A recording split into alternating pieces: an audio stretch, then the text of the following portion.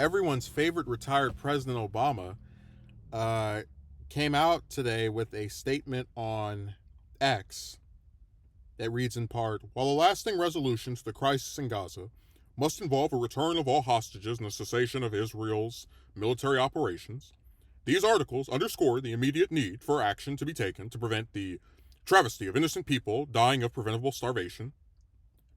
Aid must be permitted to reach people in Gaza.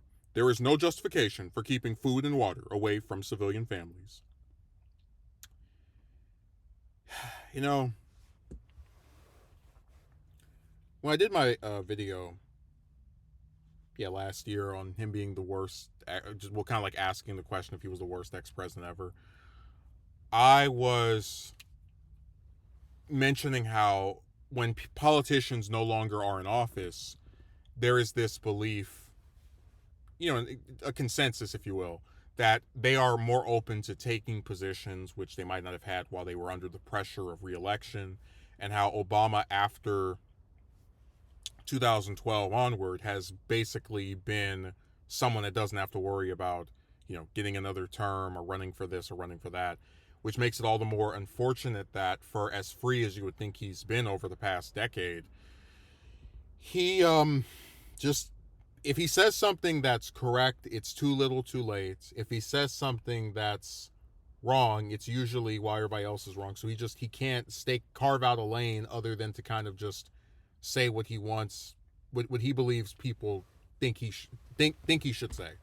Um, and I mean, this is a good example of, like, this statement. Nothing necessarily is wrong with it, right? These articles underscore the immediate need for action to be taken to prevent the travesty of innocent people dying of preventable starvation. But it's like, go further. Call up Jeffries and Schumer and the rest of the AIPAC loving Israeli government bootlicking Democrats in Congress and tell them, look, I love Jewish people as much as the next person, but we can't allow these tyrants in Israel to hide behind their religion and the supposed hatred of people with their religion, which this has nothing to do with our opposition to them, while they're killing via starvation and bombing innocent people. I mean, it's unfortunate that for all of the, again, the universal name recognition, popularity that he has and has enjoyed for year after year after year, he's done almost nothing with it. Um, of course, my favorite part is there is no justification for keeping food and water away from civilian families. I was told that people didn't care when it was going on, but I always think about how Obama was the president that started our involvement in Yemen, where we starved and we were complicit in that genocide by helping Saudi Arabia bomb hospitals and starve children and, do all the other assortments of evil. And there are a lot of parallels between Gaza and Yemen, which makes it all the more unfortunate that, you know, it would be so powerful if, like, he could just come out and say, when I was president, I was complicit in a genocide. Let's not do that again. Even just some acknowledgement.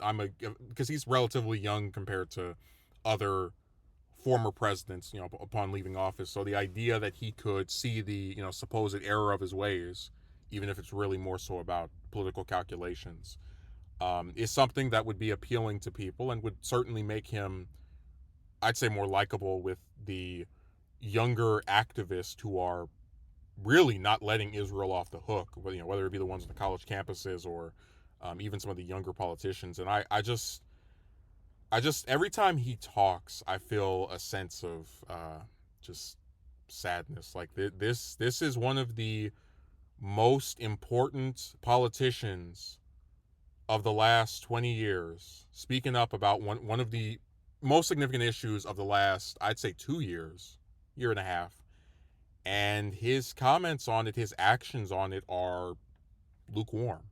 If I were the second most recent former president of my party and had a 60% approval rating, and Democrats were still invoking my name, I'd be calling up congressional leaders, even some individual members, certainly the ones that I served with, when I was in Congress and as president, and saying, hey guys, you know, you can go and kiss APAC's booty any other time of the week, but we can't let them just starve children. What's wrong with you? But he doesn't want to do that because he doesn't want to ruffle any feathers.